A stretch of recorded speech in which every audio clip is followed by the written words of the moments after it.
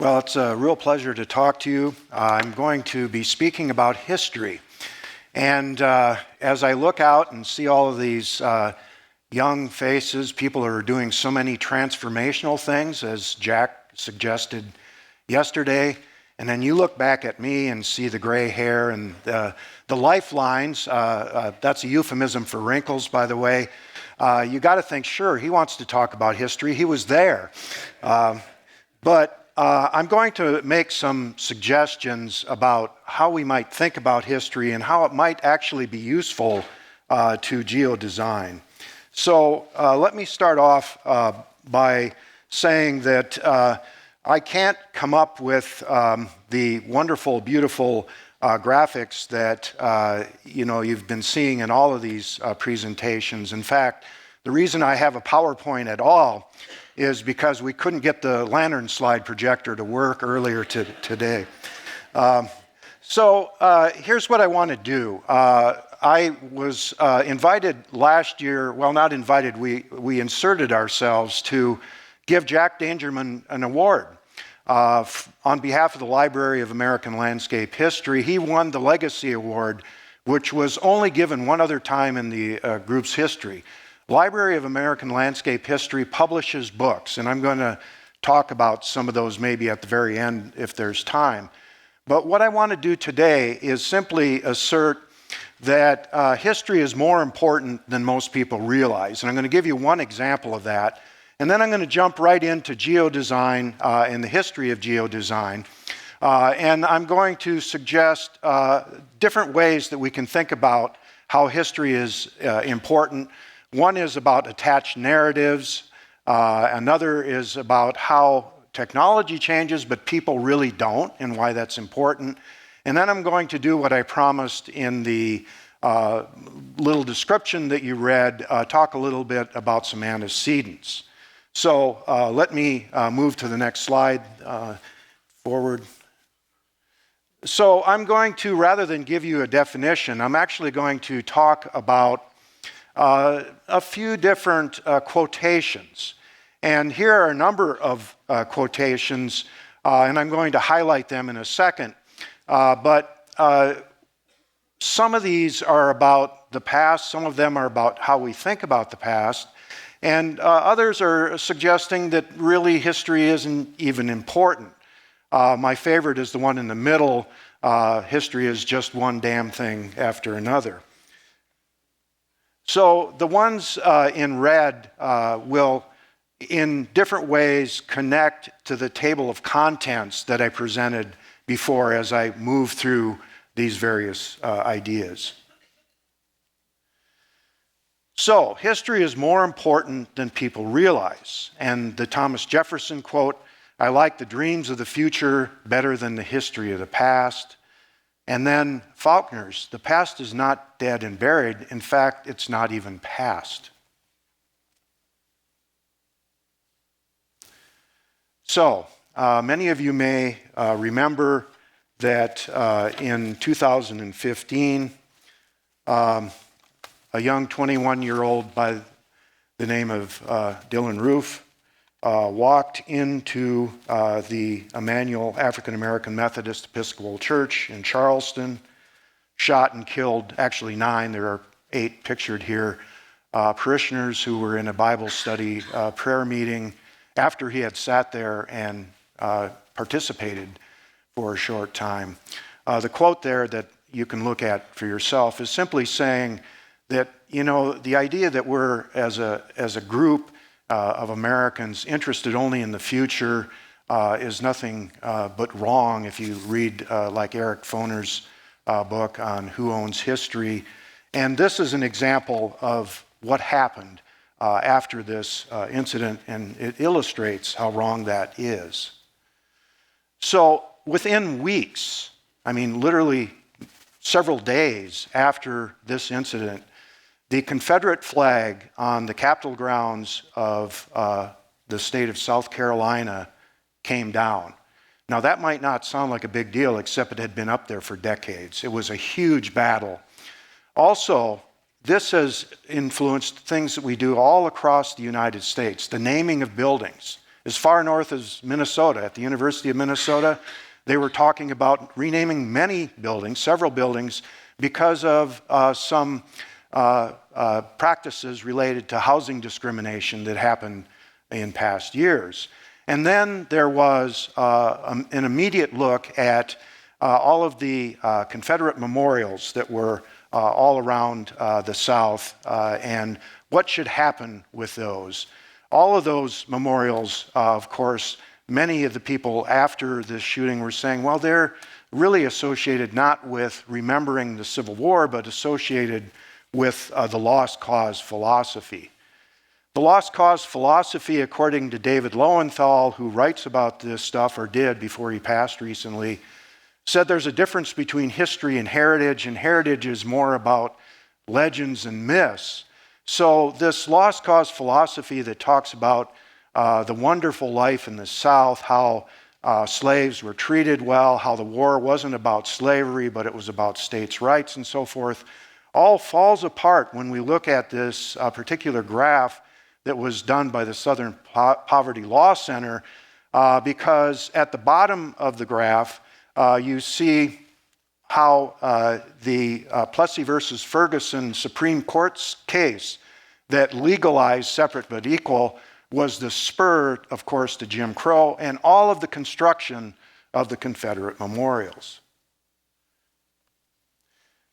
Now, let's not underestimate the other way of thinking, the heritage side. When what was billed the last Confederate memorial in our burial in American history happened in 2004. These were the people that were in the Hunley submarine happened.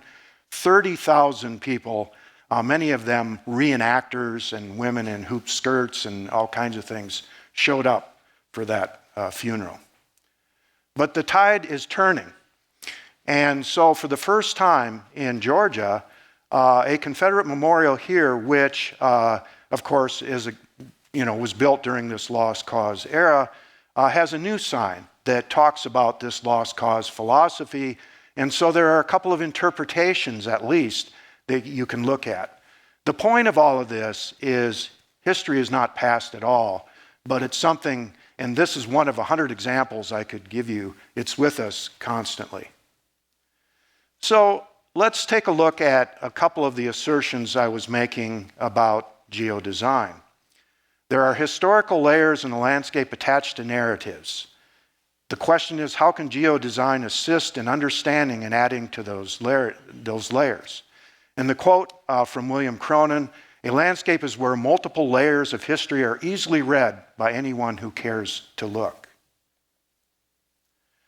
So, at the University of Georgia, and I'm happy to say under the leadership of Brian Orland and also Steve Barry from history and Meredith Welsh Devine, who's with the graduate school, there's a study of historical markers. And the intent is that new narratives and old can be added by people who want to be engaged. And so Micah Taylor, who is the graduate student who's working on this, has put together this app called You Are Here with a capital A and a capital R in there, augmented reality.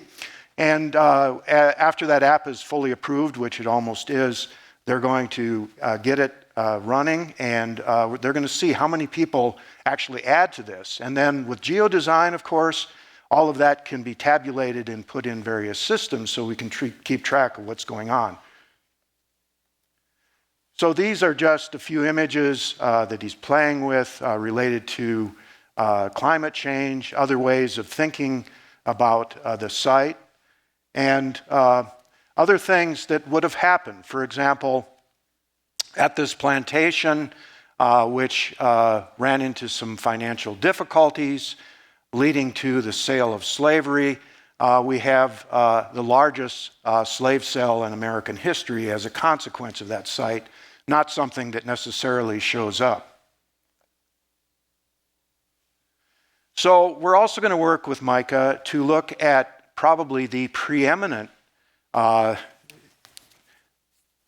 reflection of Civil War memorial, Stone Mountain, Pennsylvania. Georgia, which is located right by Atlanta. There you see riding together, the heroes of the Confederacy, Stonewall Jackson, Jefferson Davis, and Robert E. Lee. So how can you do what they did in DeKalb County, but do it virtually?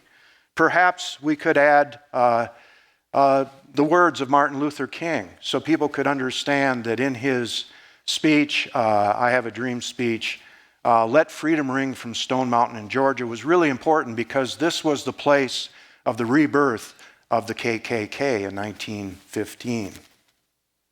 Or perhaps we could do something really interesting.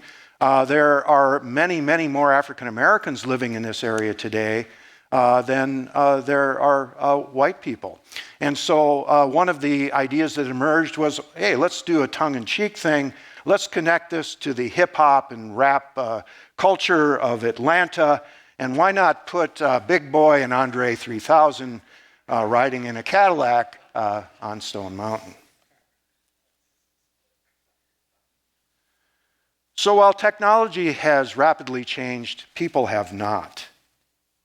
How can geodesign facilitate community and participatory efforts? And then the Martin Luther King quotation, we are not the makers of history, we are made by history.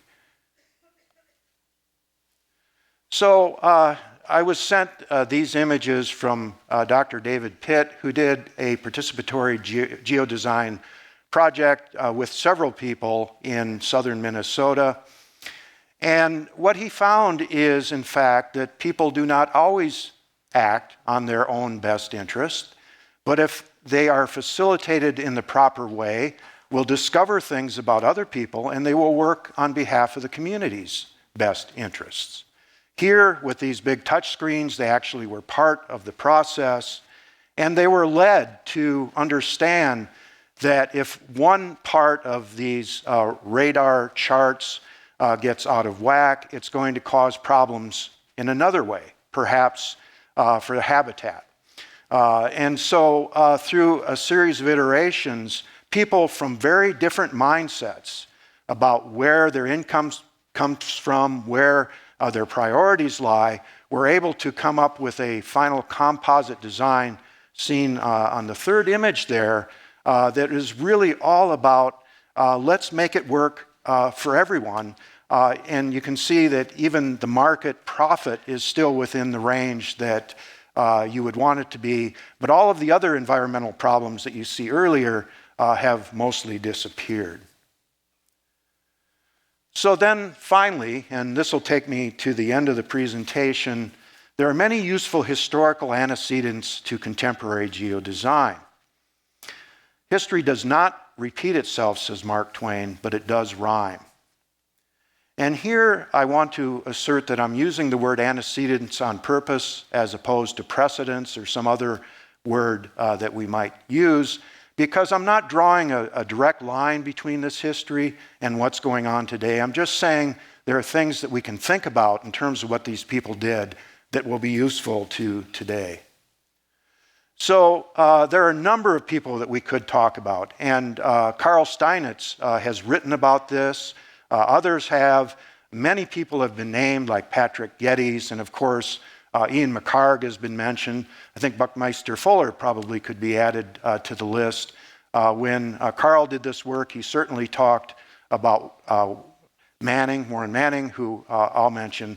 But I'm going to talk just about three people. Horace Cleveland, who I've done a lot of personal research on, who practiced in the last part of the 19th century. And then Charles Eliot, and then Warren Manning. Cleveland is best known for his connected park system in Minneapolis. How many of you have been and visited the Minneapolis connected park system? Quite a few. It's one of the gems, this system of connected lakes and parkways, and eventually it transformed into what's known as the Grand Rounds. But Cleveland worked more in diagram, even to the point of when he did his plans for the specific parks along this system, there were these watercolor renderings that you really couldn't plant anything by. He did his work by going out into the landscape with a lieutenant, literally sort of pointing to where things would go.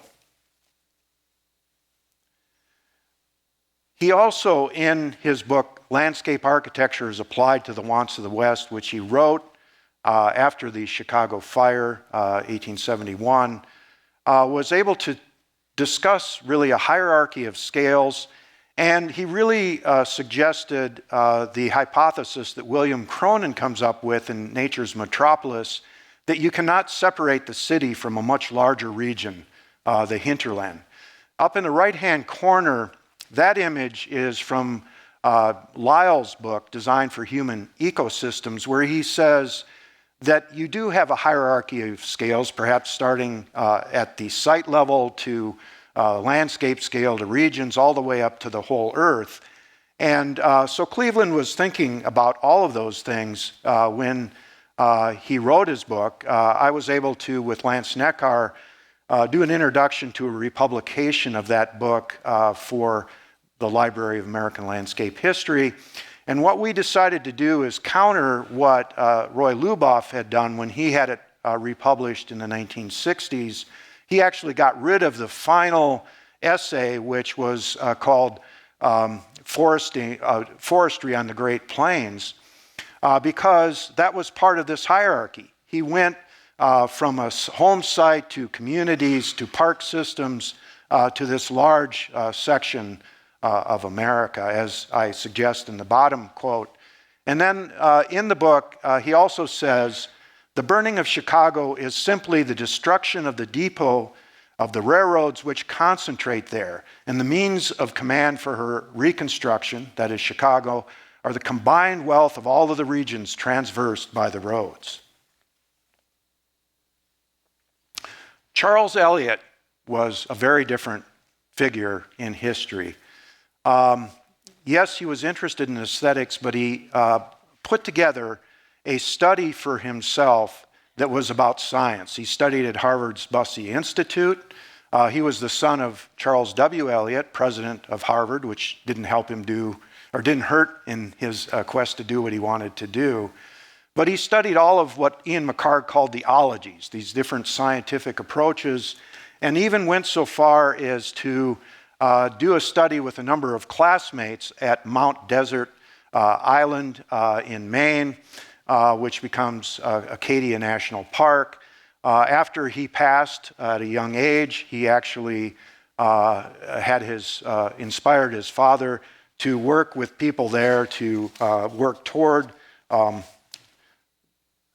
somehow I just moved all that, to move toward the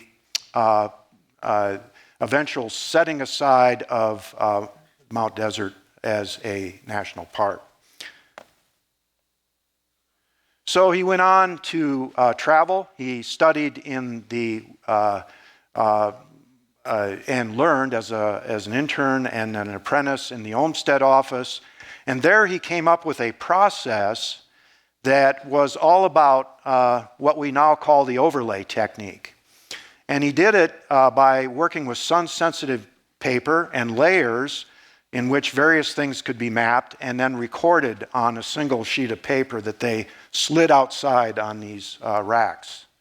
So the overlay technique that, of course, Ian McHarg and others perfect was used not only by Charles Eliot, but then Warren Manning after him. And Warren Manning was in the Olmsted office at the time that Eliot was working with this idea.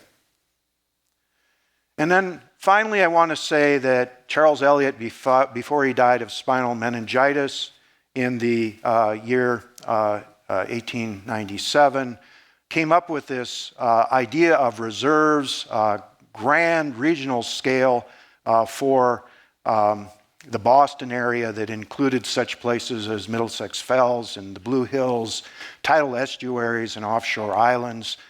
Clearly ahead of the game, and then to oversee this was able to get legislation passed to start the Trustees of Reservations in Massachusetts. And finally, and to wrap up, Warren Manning, shown at the left.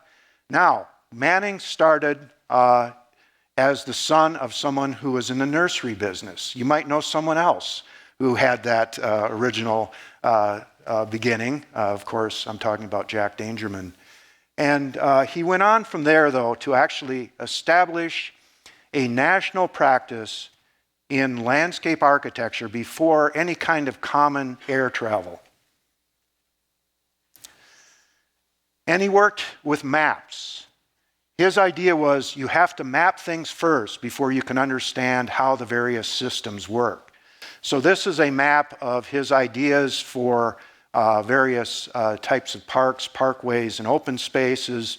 1903 for the City Beautiful Plan in Harrisburg. His work in the Birmingham area in Alabama. Yes, this isn't geodesign, yes, but he's really reflecting through his descriptions and design work, renderings, what this place could be if we really connect to the place itself.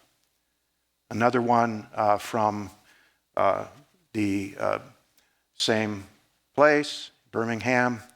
And then finally, in Athens, Georgia, a similar approach where he was suggesting a number of connected green space areas along waterways. Unfortunately, Brian will tell you as well, this was not followed in Athens, but again, ahead of his time in terms of how he was thinking. Another one in Athens, linkage to these green spaces with walking trails and different traffic ways. So one of the most amazing things that he did, and you talk about if he only had the information, right, that we have with geodesign, he did a national plan on his own. It practically broke him. So when Charles Flink was talking about his plan for greenways, that was one part of multiple maps that he did for the entire nation. And one of the things that I find really, really amazing is that he was even willing to go so far as to say we have to change all of the state lines so that they conform to watersheds. You can imagine how well that went over, but a pretty amazing ahead of his time perspective. So here's his office on the left in Billerica, Massachusetts, and a slide of construction of walks just to suggest that, and I think this was in Akron, Ohio, that he also worked in a very participatory way, which of course is at the heart of what geodesign is all about. How do we, get people together to understand what we're trying to do? So, final question, and one slide, and I'm done. How does geodesign differ from the antecedents? It's not geodesign yet, for a few reasons. Number one, they were out of scale. I came up with this great slide of these people hauling out a map of the Northern Pacific Railroad, but what they thought about was this thin thread that went through this huge, massive landscape and never really understood the context of what that landscape was all about. And then they did not have enough information yet. The sort of important book in ecology that began to be used in all of the schools, Odom's book, didn't come out until 1953. And even Manning is all done practicing by that time, essentially wrapping up by World War II. So today, most of that information is available, but it has to do with how we work with it, which is what geodesign is all about. So thank you.